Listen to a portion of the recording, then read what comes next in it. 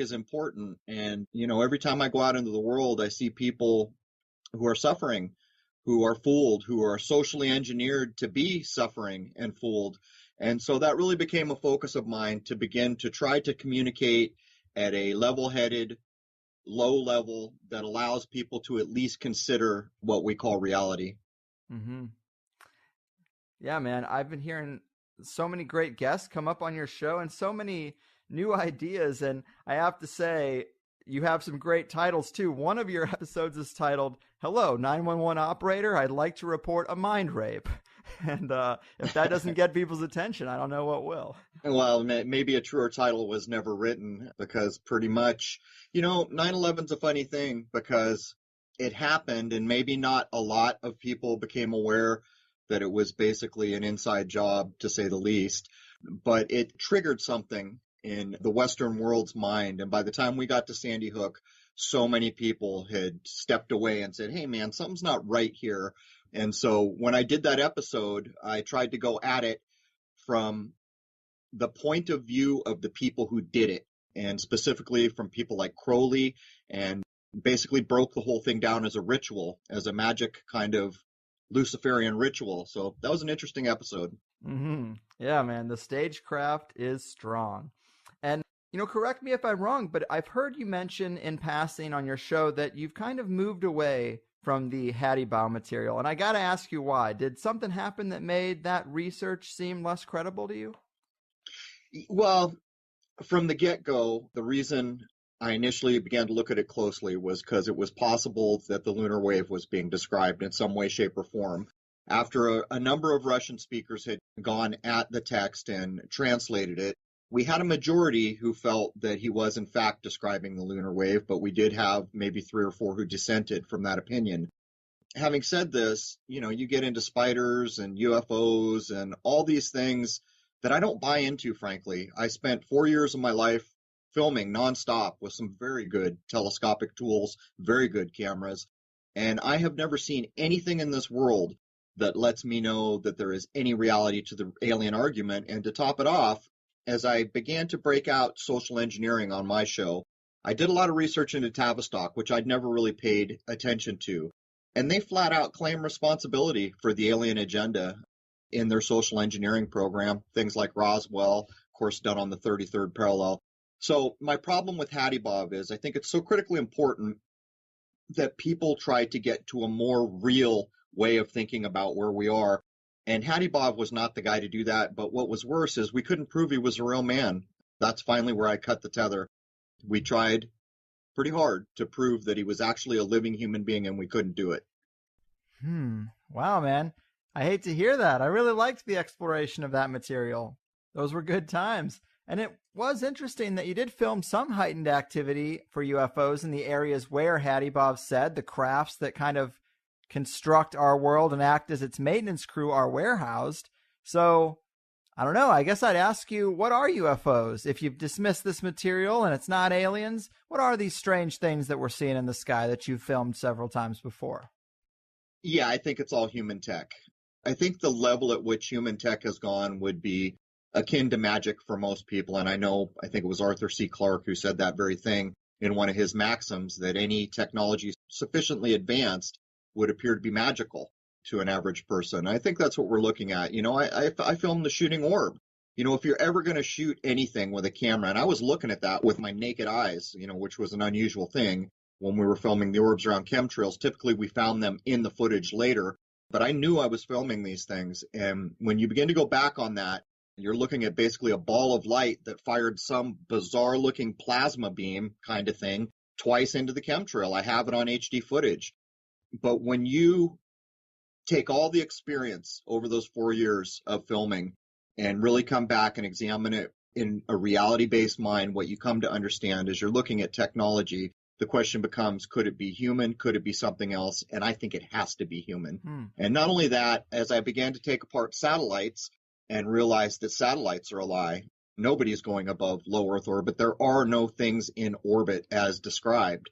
Certainly not in what we call space. No one's been there. No one's going there. And if they have, it's misdescribed to us. And, we've never seen any true representation of that. But the problem becomes people will then say, well, how do we have, GPS and these other things?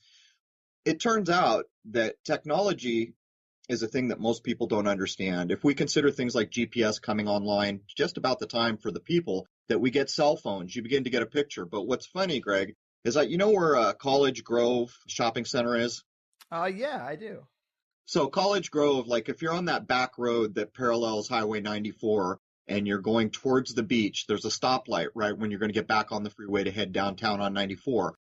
For a long time, the bushes were not trimmed, but that's a Navy installation right there. And there's a big cement wall that says when the first, and I quote, global radio went into effect. And I think it's like 1909 or something like that. Maybe it's 1913, very, very early. Mm-hmm. So when you're looking at that, how many people, if you talk to on the street, would imagine that the first global radio system was around that early? And I know that's kind of a bit of a labored answer, but the point is I have never filmed anything that is so amazing that it cannot easily and rightly be attributed to human tech. I mean, that is a fair point. When I see those orbs, I almost think they look like they're alive themselves. I guess I've kind of considered that, yeah, they probably are Earth-based, but I've thought of them more as like almost like spiritual entities in a sense. The way the ancients used to say they'd see warring gods in the sky. I mean, I'm kind of like, are these orbs the manifestation of that? I don't know, of course. These are just guesses, but they seem more alive than technology to me, don't they? No? Well, they're steered. I can tell you that they are steered. Okay. They're controlled. They are controlled. The one that I filmed going into the chemtrail and firing its little whatever it fired a couple times, it's going against the wind. You can tell this by watching the direction of the chemtrail being pushed south by the wind as the orb comes straight down into the chemtrail and begins to veer northward and then, of course, changes its trajectory a couple times. That's flat out. The thing's being steered. It's intelligently controlled. But the question becomes, I mean, are there little green men in that thing? And I just don't think so. I mean, they almost look like plasma to me. They look like a lighted little plasma thing. But we've got people who have filmed similar things being dropped out of planes, military planes, where chemtrailing is going on.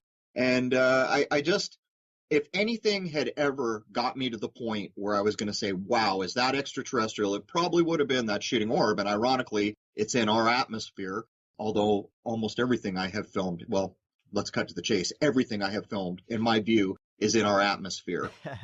You come to a point when you know your equipment, and in my case, I even called optics experts and got the value of a pixel at so many thousand miles away from me, this kind of thing. And I began to calculate these things out. At one point, the Huffington Post ran an article, and they got an FBI expert, and they got the head of MUFON, and they started taking apart one of my clips saying Crow doesn't know what he's talking about.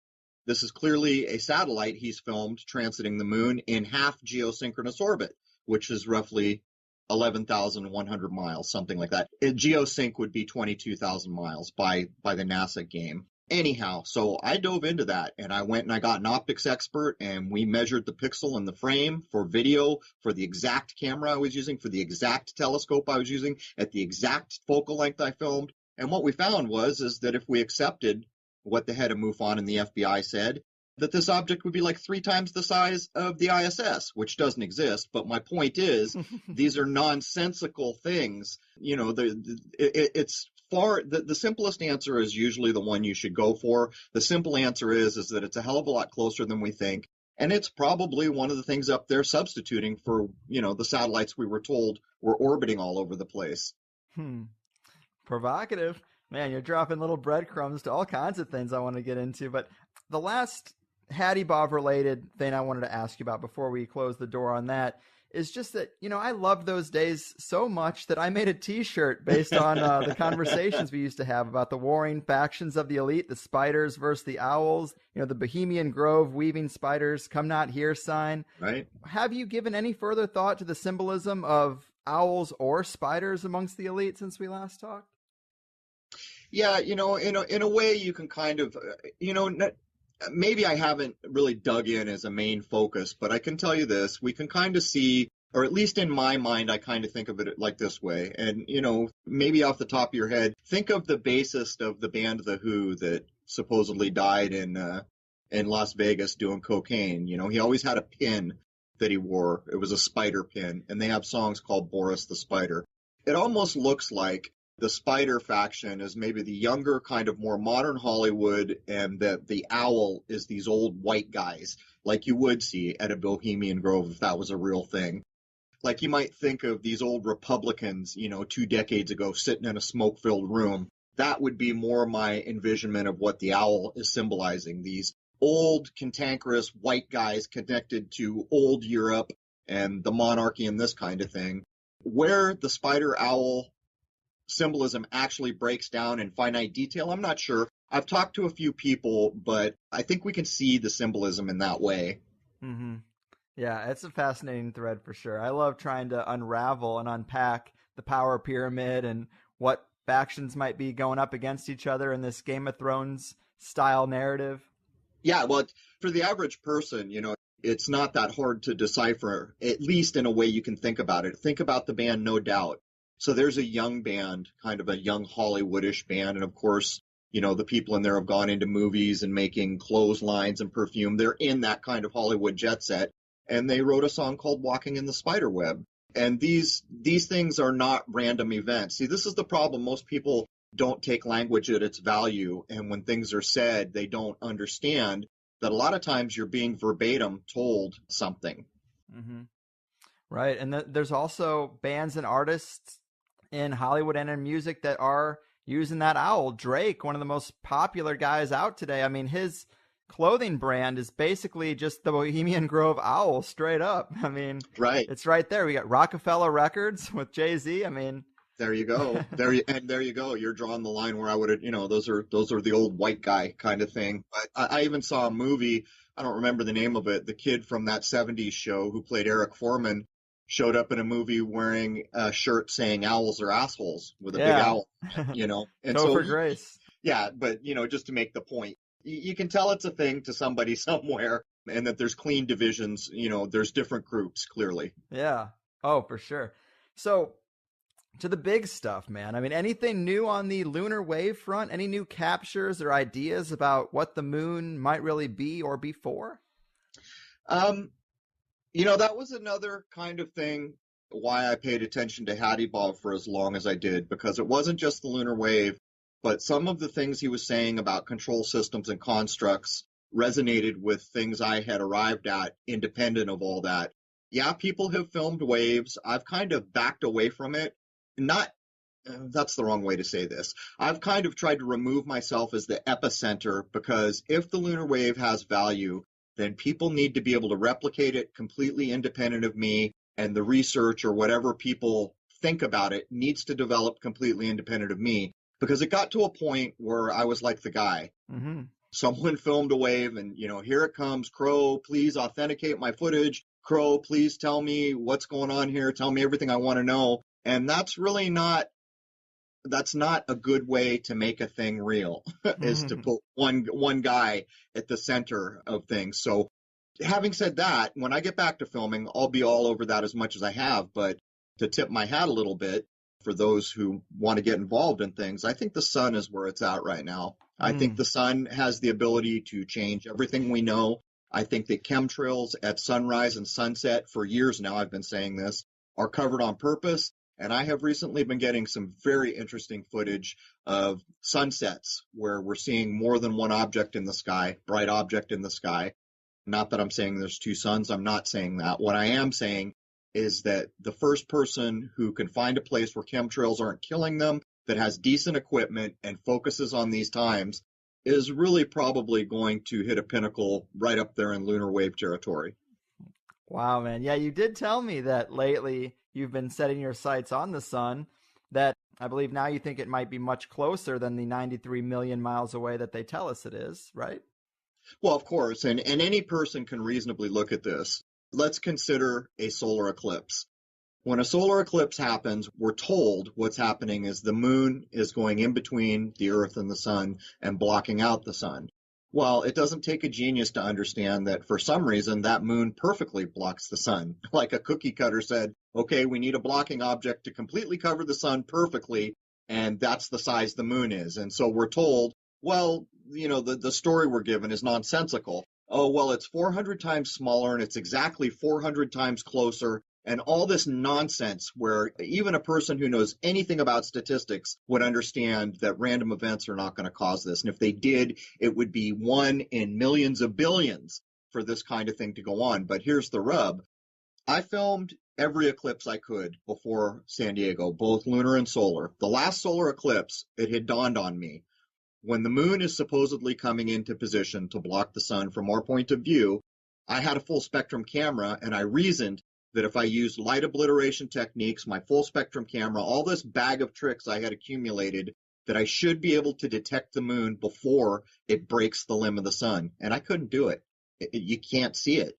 And it makes no sense, because here you're told there's a rock in orbit called the moon, and it's being backlit by a star, by NASA's description, Right. a sun, which I don't accept, but that's what we're being told is going on. So if this rock is so well backlit, how come I cannot detect it, even with a full spectrum camera, before it breaks the limb of the sun? And to put a fine point on that, when I was filming the lunar eclipses, with a typical camera, as the eclipse gets underway, part of the moon becomes blacked out in shadow, and you can't see it. Well, with my full spectrum rig, I could see every portion of the moon at will, even the blacked out portion. All I had to do was adjust my settings, and I could see. And what I began to find was, here's an example. There's a little crater on the moon that people are told is a naked eye object. It's called Aristarchus. It looks white to the eye.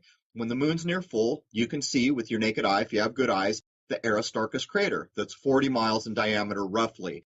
Well, when the eclipse was happening and only a sliver of the moon was still lit, I put my full spec camera on it, lit up the whole moon so I could see the whole thing, and there was that little white dot. And I said to myself, self, how in the hell can it be that that is completely blacked out portion of the moon, and when I put the full spectrum camera on it, I can see white? That shouldn't be. And then I further reasoned when I was in the solar eclipse, and I said, self, you should be able to detect the moon coming into an eclipse, and I couldn't do it. It begins to put the fine detail into the argument that we live in a construct that you need. In my view, the moon is not a rock in space. It's nowhere near 240,000 miles away from us. And as a matter of fact, I have a thought experiment posted on my channel that proves this. The sun, same thing. It's right here. It's not that far away from us. But for the moon, I took Google Earth and I put a 40-mile crater on Earth in Google Earth to fake like it was Aristarchus, and I made it white. I went up the 40,000 miles that Google Earth allows to see if I could detect this naked eye crater that we can see on the moon when it's near full. And you can't see it, and yet the moon would be 5 or 6 times further away. And even though, yes, we're looking at Google Earth, and yes, this is a computer demonstration, my point would be you can't detect it at all. As a matter of fact, you have to come to about 50% back the distance to begin to detect it. So it demonstrates that if you asked an average person who isn't fooled by all the NASA nonsense, just to use common sense, if you said, hey man, do you think you could see a 40-mile white circle at 250,000 miles away? You know, the average person would probably tell you no. But anyhow, sorry for rambling. No, man, I love it. This is the sweet spot for us, for sure. And that is pretty fascinating that you say you don't see the moon coming into a solar eclipse. That's right. I guess you could try to say it might be because of the sun's brightness blinding it out, but I see the moon pretty clearly in the daytime quite often.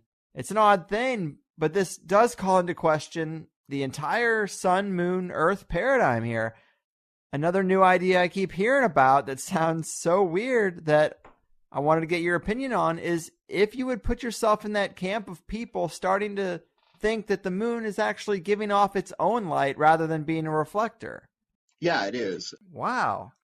You can probably demonstrate that to a logical degree. Unfortunately, you're going to have some very smart people, maybe people like Eric Dollard smart, that would begin to be able to describe that. You see, because the problem here is we live in a science-based world, but unfortunately what science is the, it's the chain link fence that's keeping us all confined. It was made to allow us to do certain things that are very helpful, to have a car, to have a refrigerator, but it was also made to keep us from going beyond a certain point. Why the hell are we still burning fossil fuels after all this time? Well, science is part of that problem. Yeah. Any number of things, and even more sad overtoned way, science is a bit of a religion now. Like when you come into a scientific group, which I have done, and you challenge NASA, they're not going to talk to you. They're just going to call you a silly man and ignore everything you say. Well, you see, this is the programming of science doing this. Science should be dictating that anything we can question should be questioned. And yet this is not what we see. And when you listen to very brilliant men like Eric Dollard, you listen to the description of the sun he'll give you. You know, it's hollow. It's possibly poking through to another dimension. It's what allows radio to work. All these things he says about it. And before I ever heard that man talk, I was already keenly aware that there's a direct correlation between everything that lives here in the sun, and there's a direct correlation between the contrived construct that we live in the moon, and some kind of a control system manner where these are like almost like a battery, the positive and negative poles on the system in a way. I love it. And you mentioned to me something about images of the sun with a black dot in the center of it that seemed to have people skeptical. Well, I started to see these almost 2 years ago, and the problem is that people were sending me still images. The problem with a still image is, first of all, you can't really rule out lens flare ever when you've got a still, unless there were multiple stills taken and you could see the lens flare reacting to the angle of the camera. But I have, over this period, seen many videos where there's more than one object near the setting sun, and I would say at least 6 or 7 cases I've seen a black dot.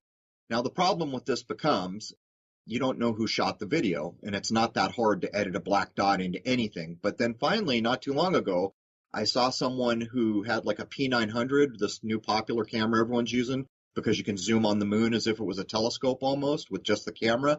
He zoomed in on a black dot. And the crazy thing was, you could see the sun, you could see the black dot. There was a pond or a lake in the foreground that was reflecting the image. The black dot was over the sun in that reflected image. And when he zoomed in, it almost looked like this bizarre pixelation, like this illuminated pixelation. And while I'm keeping all this in my mind, you know me, I got to be the guy. I got to go out and I got to see this for myself. We live in an age where anything can be made a video, and I know for a fact that the sun is going to be key in breaking the construct. I'm very sure that the chemtrailing at these times of days that blocks the sun is for this reason, or probably also to stop people from sun gazing, because there's true value in that as well. But my point would be, there will come a time in spring when my camera and my kick-ass tools and other people I know with even better tools than I have are going to go at this. Yeah, that becomes an interesting question, because there does seem to be benefit from the sun's light, of course, vitamin D, as well as this sun gazing trend of people looking at the sun at certain states and almost feeling like some type of energetic photosynthesis equivalent in a weird way. But that kind of shows that the sun has some positive aspects, or that it might not be necessarily man-made. But then I've also heard you talk about this NASA fake sun patent that seems fairly interesting. Well, I was watching some other people break it down. I've been aware of this for a long time, and then not too long ago, I don't even remember who it was, someone had kicked a video over to me showing that they had patented, an artificial star. None of these things would surprise me. Even, when we see the light of the sun going down on the horizon, I have wondered for a long time, am I looking at the physical object we call the sun, or am I looking at the displacement of its light? And people could think about this a little like this. Like if you have ever been in a restaurant and you see a straw in a glass of water, the top of the straw you can see, but when it goes under the water, it's like displaced. It's no longer connected to the top of the straw. This kind of refraction or displacement can happen anywhere that light happens. You have to have the right things. And I've wondered for a long time if this is what we are seeing with the multiple objects filmed at sunup or sundown, is that something is refracting the light. What got me on this path was I had my hydrogen alpha solar scope out, and I filmed what looked to be a reflection of the sun, roughly 2 sun widths to the left and 1 sun width up. I did this twice. It was in the exact same spot. On another occasion, I have my full spectrum camera on my 8-inch telescope, and I was filming the moon, where I went about 40 or 50 degrees away from the moon and found a bright area in the sky that looked like it was reflecting the moon's sunlight or the moonlight. And so these ideas had always been in my mind because I've said for a long time, there's a hard, fast barrier between us and space. This is probably part of the reason why, all these supposed rockets that are supposed to be going there are not going there. It's hard to know for sure, but we can demonstrate that it's there. So I kind of lost the thread on the original question you asked me. Oh no. Just sun stuff. This, is it fake? Is it real? Well, let me just address that, because so many people get to a point where they start saying everything's fake, and that's really not a good way to look at it in my view. It's simply not what you've been told it is. That's a better way to look at it. When you start to think, like in Buddhism, I studied Tibetan Buddhism for a long time. I've studied many religions, but there's this idea that everything is an illusion, and I think it's a valid idea. Take, for example, let's say that the moon is not what NASA told us it was. There's your illusion. We all believe it to be this thing that it is not. Therefore, we're living in an illusion with regard to the moon. But my point would be, people get to this point where they think it's all illusion, but you got to always come back to reality. If you step in front of a bus and you get hit, it's going to kill you. And that demonstrates something to you. So I would just strongly urge people, wherever they stand on these, these ideas that we're expressing, is my point of view is that those things are there. They're just misdescribed, but they're misdescribed by intention. Mm-hmm. Yeah, more just a deceptive construct rather than fake. But if not a gigantic nuclear furnace, it's tough to know what it is. I think for me, these questions, I look at the moon, I look at the sun, and they're kind of so big that it's hard for me to find real conclusions about. But one convincing thing is when I'm out on the ocean and I see the super bright sun, and it has this hot spot on the ocean right underneath the sun. And a lot of people have pointed this out in videos that it's suspicious. But think about a flashlight against a surface, the beam of a flashlight. As you get closer to it, it gets more concentrated. And as you pull out, it gets more broad and kind of covers the whole area. And I think you would expect a sun 93 million miles away to not have that hot spot. It almost looks like like the type of shadow that I look at that and I'm like, there's the clue that it's close. At least to me, that's probably the best case anyone could make. What do you think? Of course. I mean, if you take the description you're handed, everyone's seen the pictures. You can go to weather.com and see them where there's a sunspot and they put the Earth is this size. In other words, this tiny sunspot on the sun is bigger than the Earth, or 4 Earths could fit in that. When you start to think of your flashlight being that size, it's impossible. If you took a spotlight that size and then pointed it at something so tiny at a distance, you're just going to light the whole thing, whatever portion is lightable. But that even sets aside the idea of coming into the atmosphere, leaving a vacuum of space, and all this other nonsense that we are told, whatever that barrier is between what we call space and our atmosphere. These things prove a common sense thing.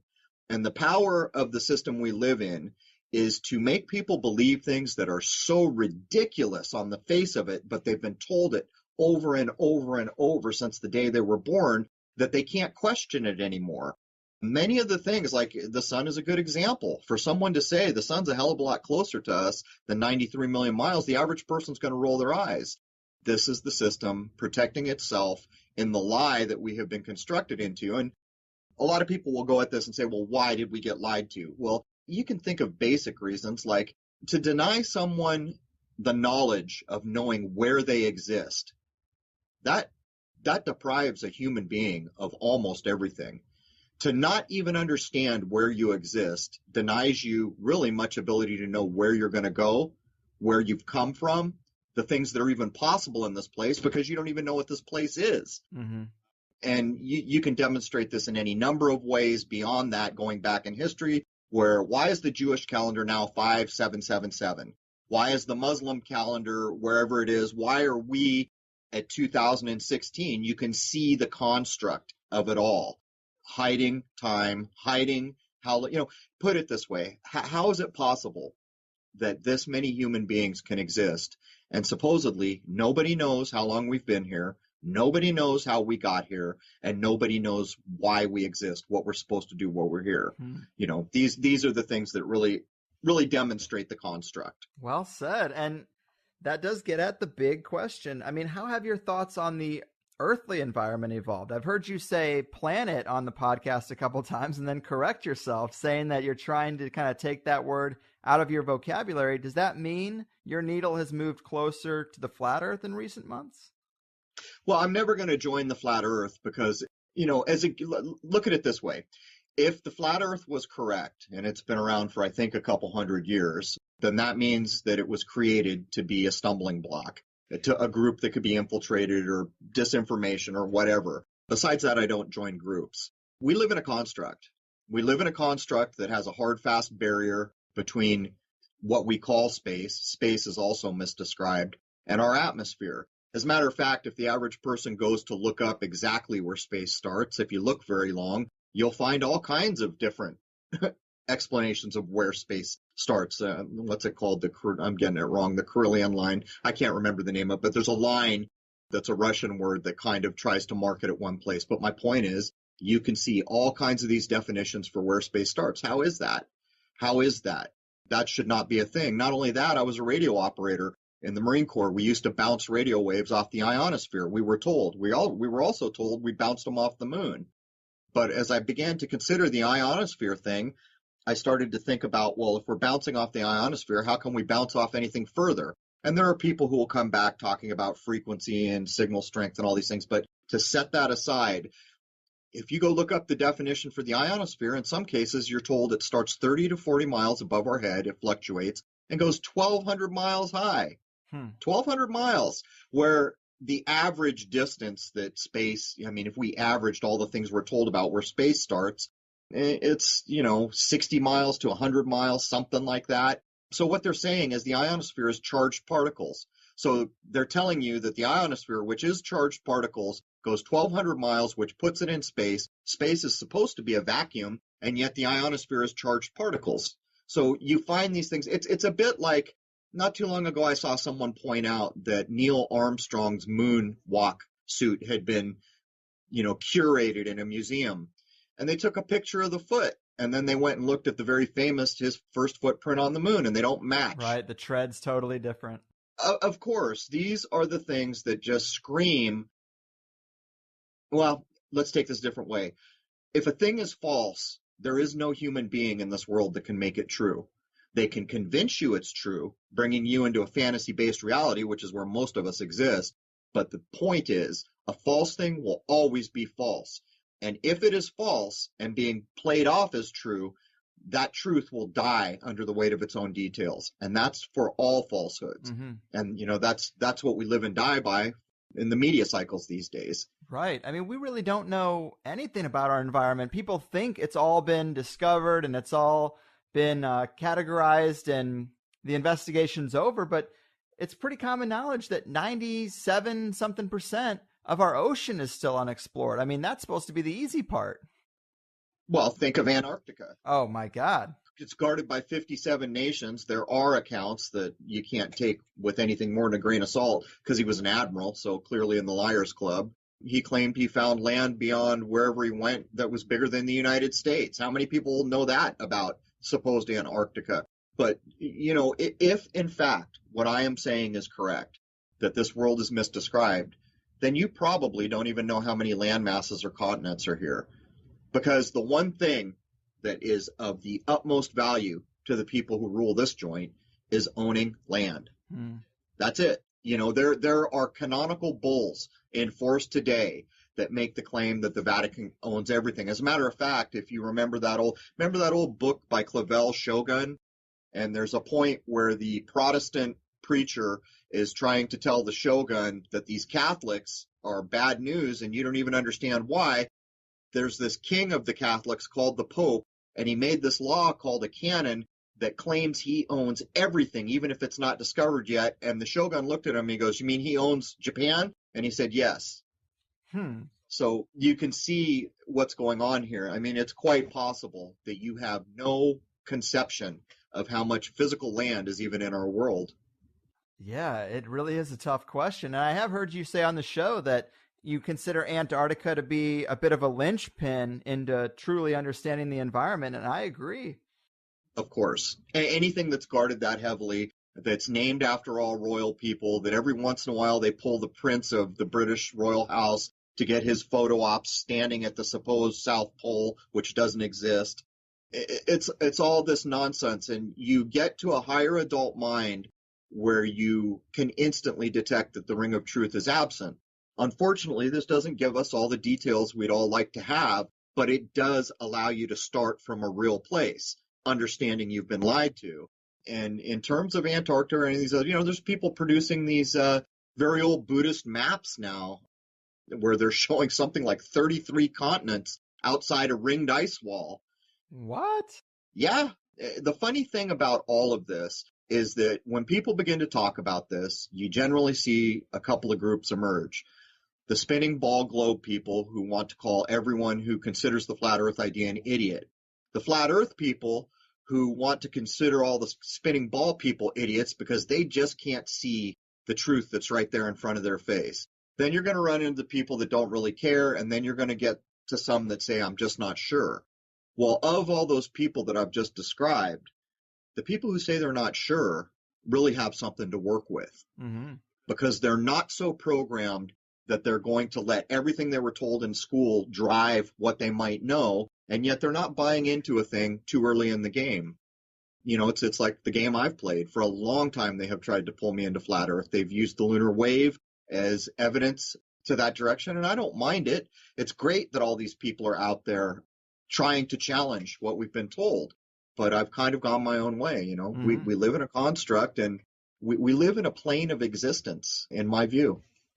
Right. So, man, I'm fascinated with the idea of something beyond the ice walls. I mean, is that kind of, regardless of round or flat, are you convinced that Antarctica is some type of barrier and that there's something beyond it? Well, there's clearly something beyond it, even if we were to look at what Admiral Byrd claimed. He claimed, the United States is a big damn place. I've driven across it probably 40 some times in my life. He's claiming that there was more land than that in some of the accounts. You've got to realize that all these churches, all these official institutions, they've all tracked the sun and they've tracked the sky. What that is the real clock. The only true division of time in our world is the solstices and the equinoxes. And to put that in a frame of reference for people, we just had 3 bogus ritual blood sacrifices for the winter solstice. It was done in Berlin, it was done in Switzerland, and they even did a bogus fake assassination on live TV. This is a ritual for these times of the year. These times of year are critically important to the people who run this joint, and yet the rest of us have been taught, well, let me back up a step. It was less than 3 months ago that I went on space.com, because I was looking at equinoxes, as I always am, to learn that space.com said, yes, we announce the equinoxes 24 hours too late all the time. Happens this time and that time, but it's no big deal. And they start writing all these reasons why it's no big deal. Well, I'm sorry. It is a big damn deal. These are the only true divisions of time. And when you understand that our calendar is jacked up beyond recognition, is even encoded in the Vatican saints, for crying out loud. St. Andrew is the saint that represents March, the true first of the year, when all new things spring new again. New birth, new eggs in nests, new plants growing. That is the real first of the year. So St. Andrew, standing in front of this weird X cross, called a goniometer, actually. It's 2 compasses brought back to back. And those 2 compasses measure the angle of the sun coming across the equator. Now, the saint that represents January or January is St. Peter, Andrew's brother, of course. And so the 2 men who helped jack this up, we are told, if they were real men or not, I can't tell you, was Caesar, Julius, and Pope Gregory. These guys were complicit in jacking up our calendar, and this is further obscuring a human being's ability to assimilate in any natural way with their environment, get in the cyclical nature of things, and that sets aside that we don't know where we are. So on top of all this manipulation, we don't even really understand where we are in the scheme of things. Right. Yeah, the timeline is all jacked up. Our history is full of holes. And you know what? There's a modern way that, some people may be thinking, what the hell's Crow talking about? Well, consider this. Consider daylight savings time. What's it for? Why did they do it? The argument that you were told for implementing daylight savings time makes zero sense. It was so farmers could have more daylight. Well, whether or not the Indian chief that was quoted is a real person or not, there was a quote. Only a white man would cut a foot off the bottom of a blanket, sew it to the top of the blanket, and think he's changed something. Well, that's exactly what's going on here. Right. They're claiming that a farmer needed more daylight, so great, get up at 4 o'clock in the morning. There's your daylight. Yeah, it just affects the numbers on the clock. It doesn't actually create more light in a day. Well, think about this. I just told you the critical importance of equinoxes and solstices. When is the time changed? Well, it's changed at the equinoxes. Equinox is a word that means equal night, which tells you something about our spellcraft language. Why doesn't it say equal day? What it's actually communicating to us is that day and night are equal, and yet we choose to say equal night. Equinox, nacht from the German or the Latin. So you see what's going on here. There's a modern day representation. And not only that, people that live in San Diego, my favorite city that I was in not too long ago, where you are, you can look straight across to your neighbor in Arizona. They don't do it. Why is it that the great city of Phoenix doesn't do daylight savings times? You see, you can see the construct in all this. Yeah.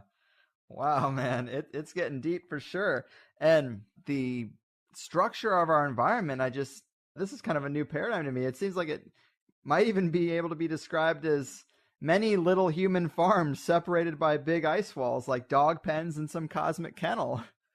Well, this is another reason that I've always kept arm's distance from groups like, while I appreciate what people who consider themselves flat earthers, I appreciate that they're challenging things. You will certainly learn more from people just observing and challenging. But it's a little early in the game to draw a new map.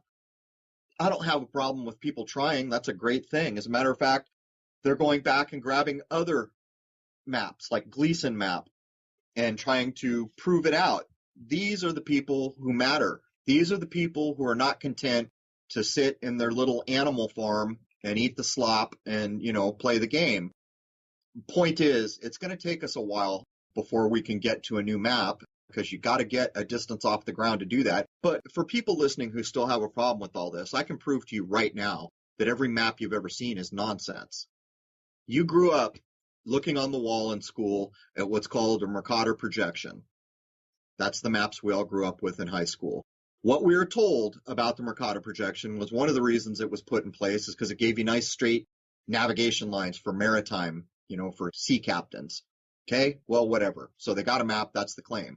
What most people don't understand is that it grossly deforms the size of a landmass. One of the side effects of what they do is to make all the tiny European ruling class nations where the royal families come from look much bigger than they truly are. Yep. And the third world areas shrunk down. That's just one of the side effects. But now go look at a Gall Peters map and put it straight next to your Mercator projection. Anyone can go online and put them side by side.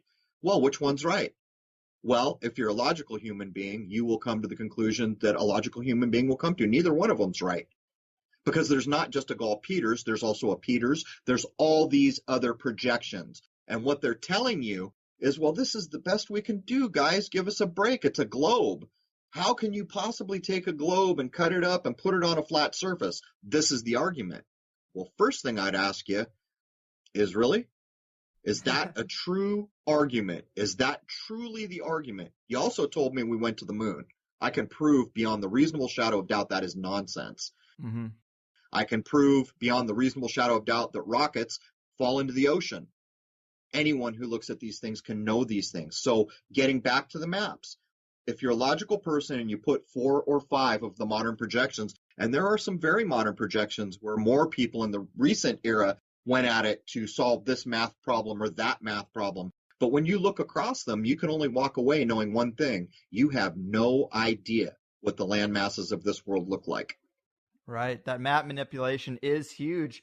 I've also heard someone talk about how the way they show us the map, the way you read a book, top left to bottom right, they put the European nations on top because there is a psychological component to North America and Europe being at the top of our flat map, when in reality, if this is a globe and a ball that's just floating around in space, there really is no top and bottom, yet you'll never see it depicted any other way than United States and Europe on top, and yes, much bigger, when in reality they've shrunken Africa down way more than they should have. So they say. Well, it's a crazy thing, but it's not really arguable. Any person who wants to use their higher mind and logic will understand they really don't know what any landmass in this world looks like that they have not seen shot from a plane at 70,000 feet.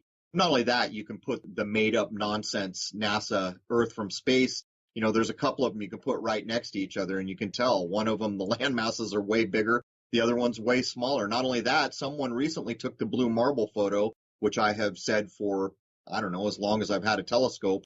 In the modern, since the 2000s, I've been saying the blue marble is just an artist's rendition. It's a construct. They went in with a very critical eye and they circled and squared all the cloud formations that were duplicated using a cloning tool in, something like Photoshop. It proves that the blue marble is just nonsense. Mm-hmm.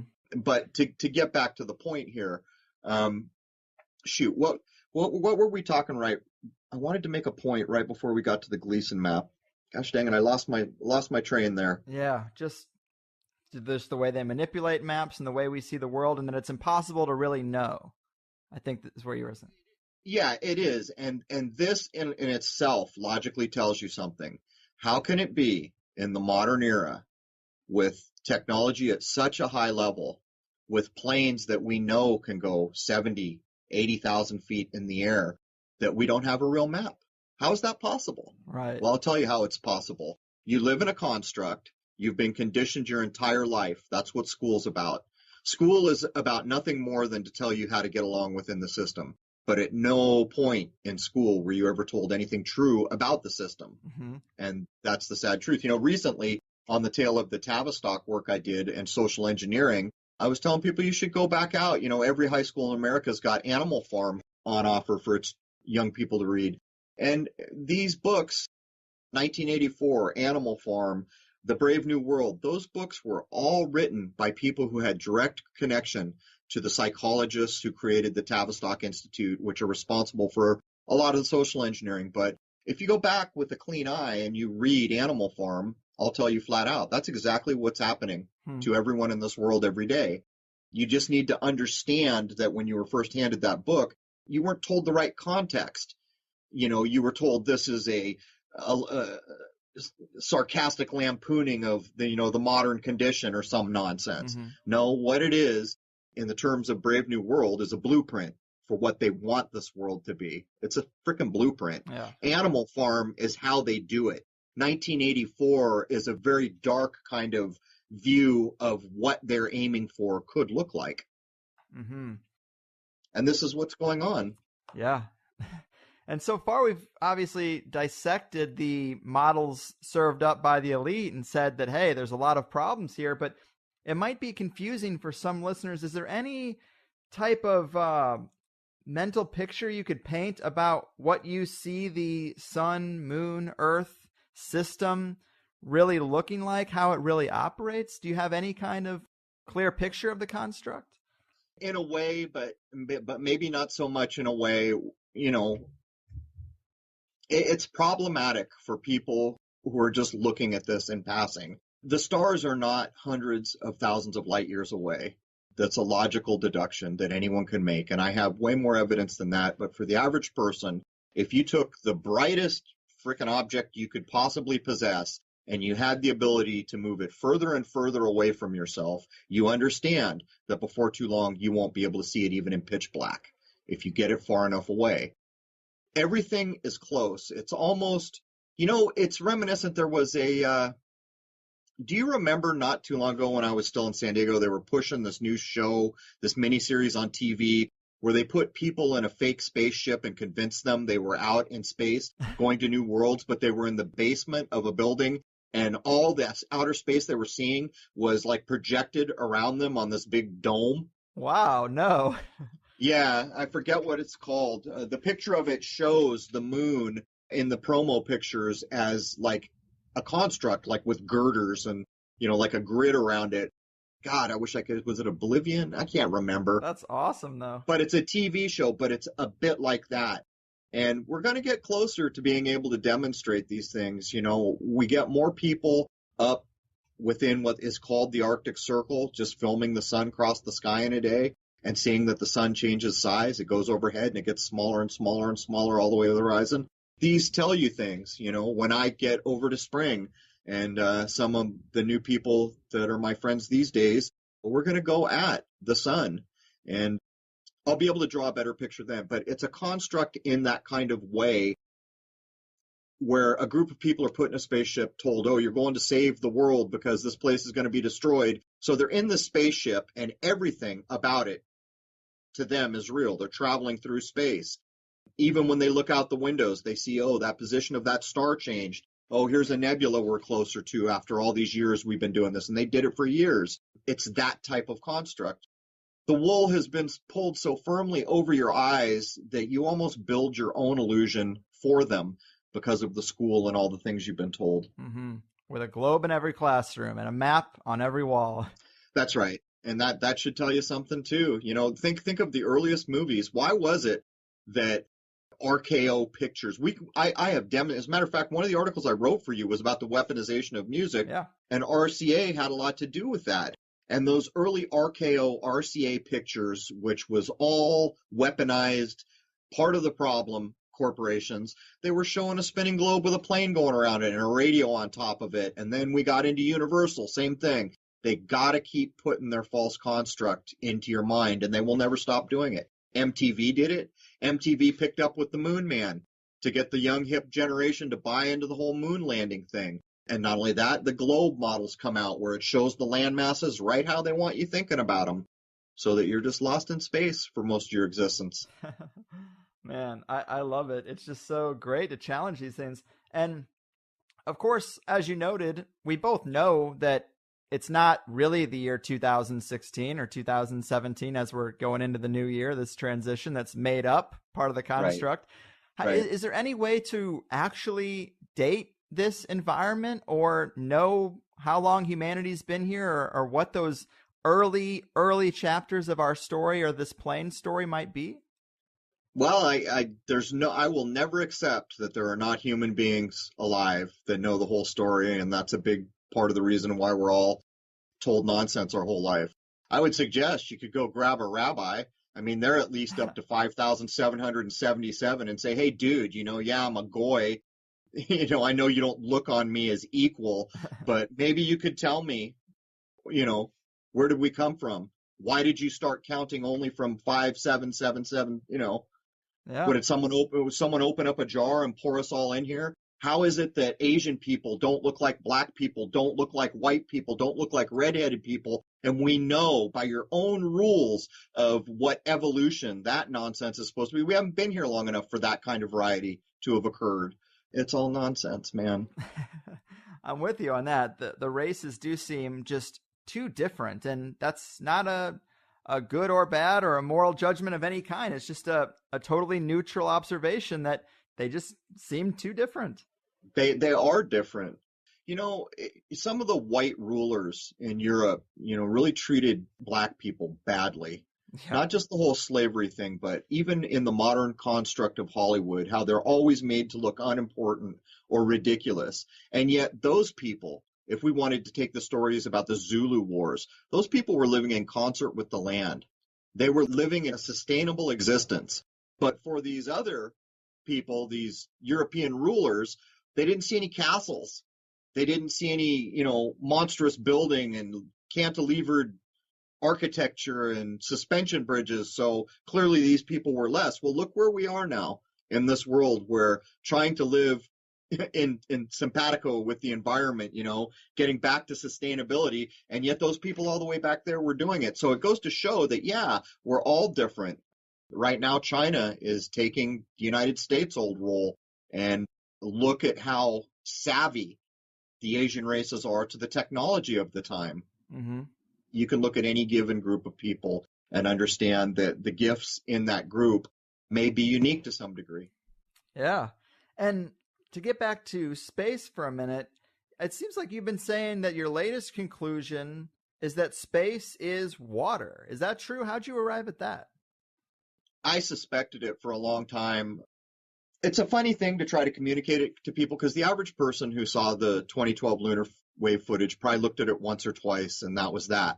You've got to realize there are those of us out here who have looked at everything that's been captured, and that particular footage, I don't even know how many thousands and thousands of hours through filters on every kind of monitor we could get, everything we could possibly do to try to squeeze more information out. But in the back of my mind, it was never far from me, simply because I was raised in a Christian household, and I was aware of what that religion had told me, but I had studied many other religions, and each of those religions had claimed that there was something in the sky separating the waters from the waters. And even as a child, it was funny to me because they called it the firmament. Well, firmament is not air. Even if you look up the firm, the word firm is in there, and even if you begin to look at the definition, it implies something solid, but clearly religion was never going to drive enough for me to make the conclusion.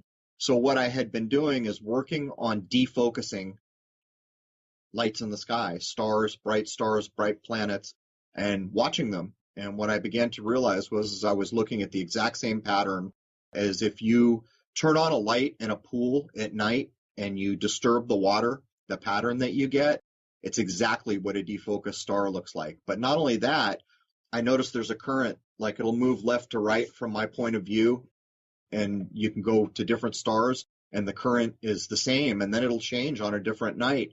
And that really started to get me there. But then when I began to look at language is what finally did it for me. I realized that every facet of legal language in our world, for the Western world at least, is based on admiralty law, basically pirates law, maritime law, all of it. All the language is based on being maritime.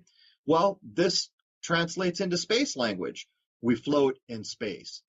Everything that gets named, so many of them are ships, sailboats that used to be on the oceans, and now they're named after these ships in space. And of course, the astronauts always practice in this big pool, which they often film and try to fake like it's space. But I finally said, okay, enough is enough. If this is true, I should be able to predict that the language that I will look at next will leave me no other possibility than to announce one way or the other.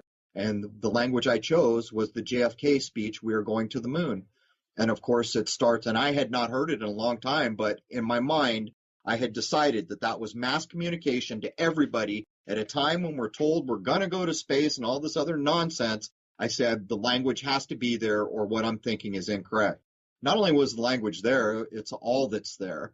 We set sail on this new ocean, in this ship, on this new sea. It's all the way. And at that point, I couldn't ignore it anymore. The language demonstrates that it's probably some kind of liquid. Wow, man.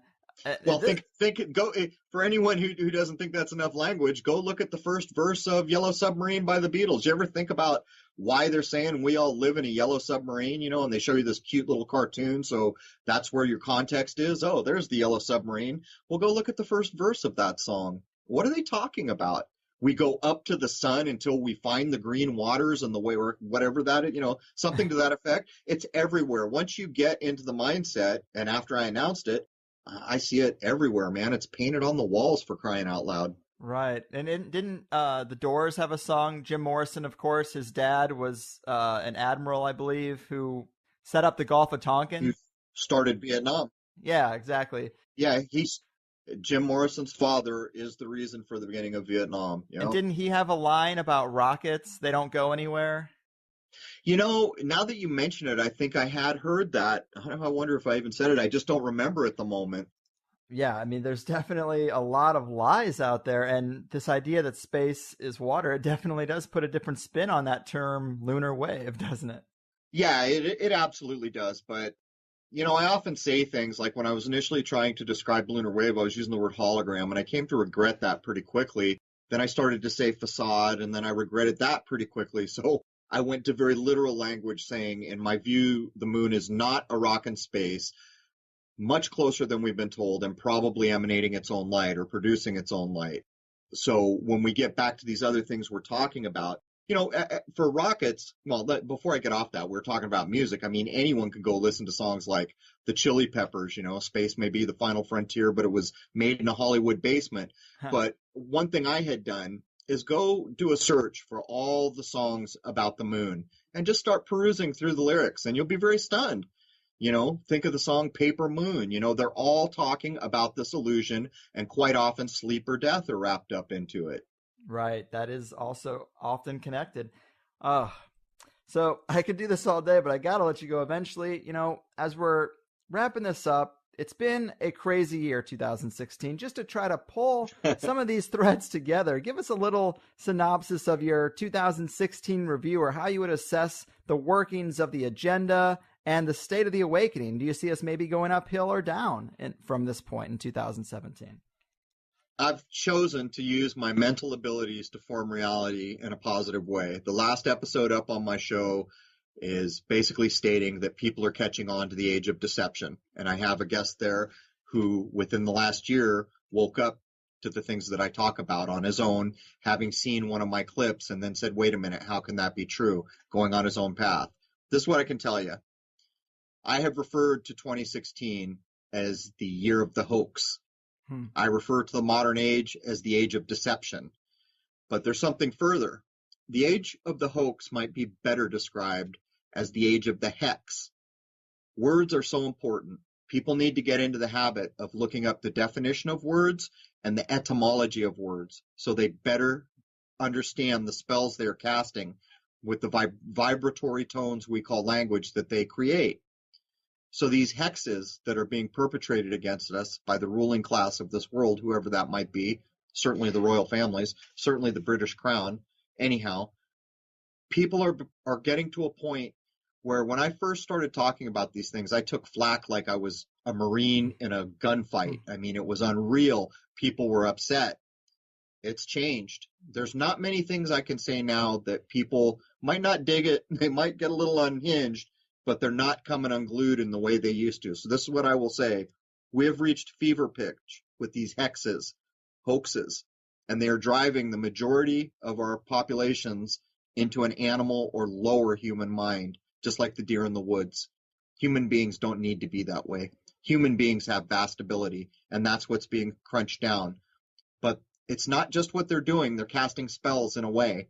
So that's what I would say about the 2016. And I would also say that the only mind that is completely lost is the certain mind, because a certain mind has no ability to grow or change or shape. So as a human being, it might be helpful if you decide that no matter what belief system or what things you hold to be accurate, that you're willing to challenge them. Because I have said for probably nearly 5 years now, belief is the enemy of knowing, and I have never said a truer thing in my life. Cheers to that. It's hard to assess anything accurately anymore. But before we go, of course, give the people your links and maybe tell them what you have planned for your podcast, or maybe some topics or areas of inquiry you plan to tackle going forward. Okay, so I am Crow777 on YouTube as I've ever been. My podcast website is CRR Crow, so crow777radio.com. There was a bunch of counterfeit Crow sites, but apparently someone shut him down. There were almost 10 of them. He bought the top-level Crow777 domain. The only real Crow site right now is crow777radio.com. I'm about to launch a new website, which will be a lot better, and I will have a pretty cool forum in there. I know Greg's had that for a long time, but you will find, in all the time since last March I've been running my podcast, I've only had to kick one person out. And all that time. And on YouTube, like I've kicked, I don't even know how many people who want to act like jackasses I've had to kick out. So it's a great place to come and talk about things that maybe not everyone's willing to talk about. In terms of what I'm going to cover next, what I have tended to do is I put out 4 shows a month, but I try to let what's happening now in my lifetime drive what the shows I'm covering are about. Right on. So yeah, only time will tell. That's right. Occasionally I'll go off and do one, to show people why the moon landing, the Manson nonsense, and Woodstock were all, BS. And people are going to say, what? Well, here, I'll leave you with one. Woodstock didn't happen in the way you were told. Neither did the moon landing, and Manson was nothing more than a way to get people. See, in that period of time, the moon landing happened. Then they did the Manson hoax, which is no different than any of the false news now, but they were leveraging it to get people to quit looking at the moon because it was false, and presumably people were starting to catch on, maybe. But then, to get people's eye off Manson, they did Woodstock. Woodstock did not happen in the way you were told it was, and it all came home to me when I realized I had remembered, I was looking at the idea of spellcraft, and I remembered that Woodstock happened under a new moon. In the documentary film Woodstock, they show a half-lit moon. So I caught them lying in a documentary, passing off footage from a different time. So I went to look at it. Here's one anyone can do to go see what nonsense Woodstock is, besides the fact that 500,000 people came in those tiny roads and got out. We are told that the headlining act of Woodstock was Jimi Hendrix, greatest musician on the planet at the time. It's going to headline Woodstock. It was in his contract. Go look at the footage when Jimi Hendrix is on stage. Not only does he not really play songs, he plays a couple songs, but it's mostly just jamming on his guitar. I noticed the lack of audience sound, and when they panned out to the audience, that's when it struck me. We were told there were 500,000 people there. The biggest act in the world was on stage, and it looks like there's a couple hundred people in the audience, and the ground does not look like it was trampled on by 400,000 people in the rain. It's all crazy. So you can look at that one thing and understand that you're being told 400 million people were there, but on the last day, they all just got up and left while the biggest act in the world went on, called Jimi Hendrix. And that sets aside that the initial Woodstock was set for a different town I've forgotten the name of. They moved it from that town to White Lake, I think, or something like that, Wallkill, from White Lake to Wallkill to Woodstock. But the initial tickets were